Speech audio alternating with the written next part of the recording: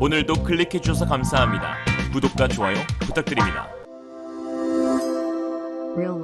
한국형 4.5세대 전투기인 KF-21의 CJ-3호기가 지난 5일 오후 시험 비행에 성공하였습니다. 공군 52전대 이진욱 중령이 탑승한 CJ-3호기는 이륙에 성공한 뒤 37분간 비행하며 비행 성능을 시험하였고 어떤 문제도 없이 무사히 착륙에 성공하였는데요. 지난해 7월 1호기 초도 시험 비행 성공과 지난해 11월 2호기 시험 비행 성공에 이어 3호기도 무사히 첫 비행에 성공하였는데, 특히 이번 CJ-3호기의 성공은 앞으로 KF-21의 양산에까지 지대한 영향을 미칠 정도의 남다른 의미가 있었습니다. 앞으로 한국형 전투기 개발 사업은 세대의 시제기로 비행시험을 수행하게 될 예정입니다. 그리고 CJ-4에서 6호기는 비행시험이 아닌 무장검증과 군 운용 적합성 시험을 진행하게 되는데요. 이번 3호기에는 기존 CJ-1호기에서만 가능했던 속도 영역 확장과 CJ-2호기에서만 가능했던 구조하중 영역 확장을 위한 계측 시스템이 모두 구비된 첫 번째의 다용도 다목적 시제기입니다. 방사청은 이날 보도를 통해 3호기의 비행이 시작됨에 따라 체계 개발 비행시험에 많은 비중을 차지하고 있는 속도, 구조하중 등 영역 확장 시험을 좀 더 원활히 진행할 수 있을 것이라 기대된다고 말했는데요. 카이는 앞으로 2000회 이상의 비행을 예정하고 있는 가운데 그 절차는 초기 건전성, 비행 영역 확장, 성능 검증, 무장 적합성 및 군용 적합성 시험으로 구성된다고 밝힌 바 있습니다. 초기 건전성 시험은 안전한 비행 영역에서 각 계통의 기능을 점검하는 것입니다. CJ-1, 2호기의 역할이 여기에 중점되어 있었죠. 그러나 비행 영역 확장 시험은 비행 고도, 속도, 하중 등을 본격적으로 확장해가는 단계로 3호기의 출고가 그 첫 출발을 알린 것입니다. 3호기는 올해 1분기 내로 초음속 비행에 들어가는 것으로 알려져 있는데, 현재까지 시제기들의 최고 속도는 시속 370km, 고도는 15,000피트, 약 4,600m를 기록했습니다. 초음속이 마 1은 시속 1235km의 속도이고 KF-21은 최종적으로 마 1.81, 시속 2234.9km를 목표로 개발 중에 있습니다. CJ-4호기에서부터 진행될 성능 검증은 비행 성능, 비행 제어, 세부계통, 항공전자, 고도속도계, 무장계통 성능 등을 검증하는데요. 무장 적합성 시험은 무장의 안전분리 및 무장 정확도를 검증하는 단계이고, 군 운용 적합성은 소유군인 공군이 이를 직접 수행하면서 타기종 전투기와의 연합훈련 및 작전 수행 능력을 평가하게 됩니다. 카이는 3호기의 비행 영역 확장 시험에 대해 자신감 있는 모습을 내비쳤는데요. 사실 시험 비행을 쭉 살펴보면 걱정스러울 정도로 별다른 결함이 발견되지 않고 있는 상황입니다. 오히려 시험 비행 때 결함이 발견되어 이를 개선하고 추후 똑같은 문제가 발생하지 않게 하는 것이 일반적인 시험의 목적인데, KF-21 시제기들은 모두 순하고 말 잘 듣는 애기처럼 별다른 문제점을 노출하지 않고 있는데요. 사실 여기에는 숨겨진 비밀이 있었습니다. 비행시험이 있기 전 지상에서는 국방과학연구소가 자체 개발한 풍동실험실에서의 치밀한 테스트가 진행되고, 이로 인해 결함을 최소화할 수 있었다는 것입니다. 풍동실험은 인공적으로 음속에 가까운 바람을 일으켜 군사 분야의 초고속 비행체의 모든 성능을 검증하는 우리 군의 핵심 시설입니다. 미사일과 전투기 등 초고속 비행체를 개발할 때 이런 영역에서 요동치는 공기 역학적 힘을 측정해야 하는데, KF-X 사업 초기 우리 군에는 이러한 시설이 없었고, 이에 개발 품목 또는 연금 목적 등 군사 비밀이 노출되는 부작용을 감수하고 국외 장비를 임대해 사용하거나 우리 무기 체계를 국외로 반출해 현지에서 성능 테스트를 진행하기도 하였는데요. 특히 한국에서 제작한 장비가 외국의 자체적인 규격에 맞지 않는 등 호환성의 문제도 불거져 좀처럼 테스트 한번 하기가 쉽지 않았습니다. 이에 한국은 스웨덴 항공우주국에서 시설을 들여와 4년간의 개량과 연구 끝에 자체 기술로 개발한 KST-1500을 만들어냈습니다. 이로써 마 0.4에서 1.7까지 철음속 실험을 할 수 있게 되었는데, 그 시험 정확성은 세계 최고 수준으로 평가받고 있습니다. 인류 풍동 실험 장비는 인공적으로 바람을 모았다가 한꺼번에 내보내는 방식 또는 팬을 이용해 강한 바람을 계속 순환시키는 두 가지 방식을 모두 보유해야 하는데, 이는 상반된 개념으로 동시에 구현하는 장치를 만들기까지 매우 많은 기술력이 동반됩니다. 그러나 항공연구진들은 수년간 밤낮을 끊임없이 고민하며 개발에 착수하였고, 이 두 가지 방식을 모두 구현하는 데 성공한 것이죠. 여기서 얻은 비행체의 자세 안전성, 구동장치, 구조 설계 등의 중요 데이터를 기반으로 우리 KF-21 시제기 시험 비행에 적용하였고, 이로써 결함을 최소화할 수 있었던 것입니다. 한편 3호기에서만 볼 수 있는 특별한 모습에 많은 사람들의 관심이 쏠리고 있는데요. 바로 처음으로 공개한 새로운 도색이었습니다.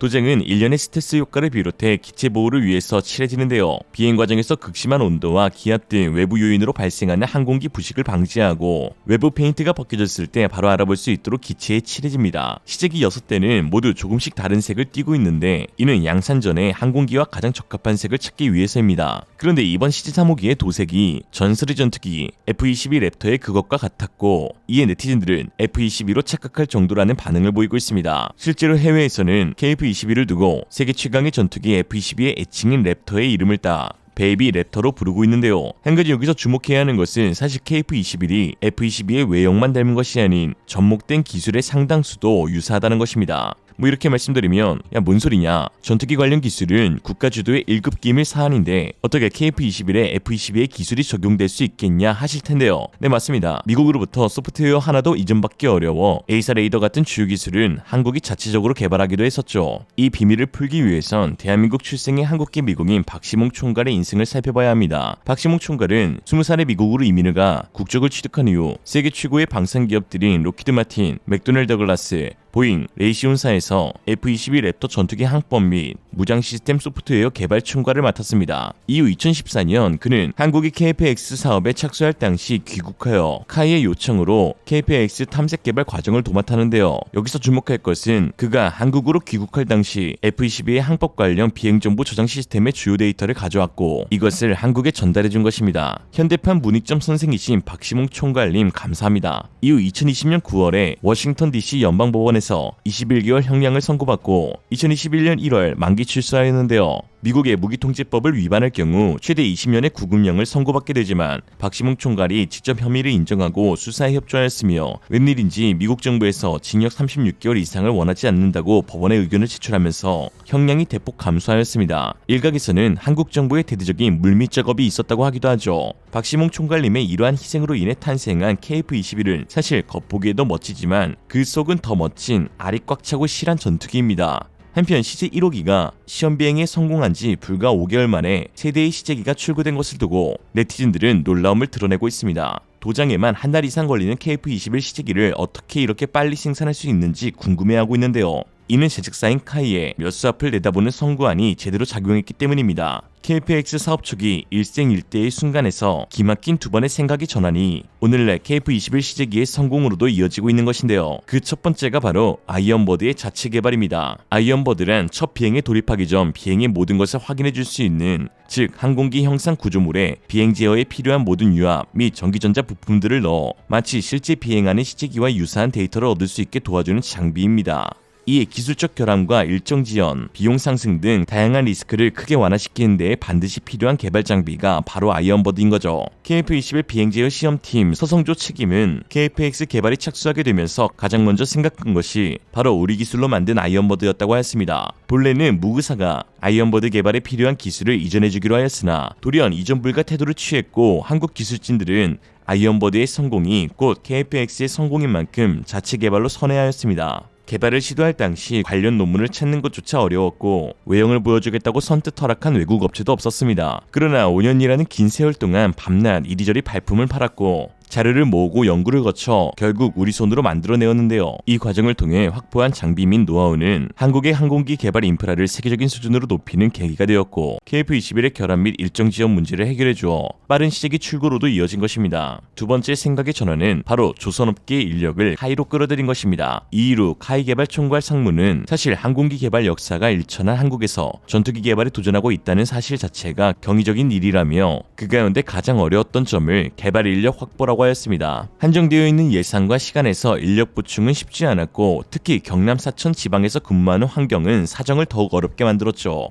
이때 기막힌 아이디어가 떠올랐습니다. 당시 조선업계의 극심한 불황으로 선박 설계 엔지니어들이 일자리를 잃거나 퇴직하는 사례가 속출하여 카이는 이들을 적극적으로 채용에 나선 것인데요. 2016년부터 4년간 조선업체 인력 373명은 카이로 이직하였고 특히 2017년에는 경력직 가운데 절반 이상을 조선회사 출신들로 채용하였습니다. 조선업과 항공업은 일견 유사성이 없어 보이지만 수송기기를 제조하는 점과 대형 군수 사업이라는 측면에서 직무 연관성이 높습니다. 카이 측은 군용 선박을 개발할 때 방위사업청 산하에서 사업을 따내고 탐색 개발과 체계 개발, 초도 양산을 하는 시스템이 우리 쪽과 상당히 유사하다며 조선 숙련 인력이 체득해온 체계와 계통 구성이 비슷해 업무도 빠르게 습득한다고 설명하였습니다. 또한 공학적 측면에서도 유체역학을 기반으로 하는 공학이라는 점에서 조선공학과 항공공학은 동일한데요. 세부적인 차이점은 항공공학은 물보다 밀도가 옅은 공기 속에서 얻어지는 양력에 기반하는 구조물을 연구하는 학문이고, 조선공학은 공기보다 밀도가 높은 물에서 부력을 기반으로 하는 보다 큰 구조물을 다루는 공학이라는 차이가 있을 뿐입니다. 그래서 이전에 서울공대에는 조선을 전공하는 학생들과 항공학을 전공코자 하는 학생들이 함께 입학한 조선항공학과가 있었을 만큼 두 공학은 사실 사촌지간이라고 볼 수 있는 것이죠. 당시 카이가 고급 엔지니어들을 제때 보충하지 못했다면 KFS 사업 차질이 생겼을 수 있었을 터, 이에 조선업 설계 전문가들을 채용키로 한 생각의 전환은 위기를 돌파하는 기막힌 전략이었고, 또 일자리를 잃은 조선소 출신 인력들은 안정적인 근로환경을 제공받을 수 있었던 서로 윈윈이 되는 신의 한 수였습니다. 기회를 위기로 바꾸는 한국인의 DNA는 지금도 우리 안에 남아있음을 증명하는 또 하나의 사례이죠.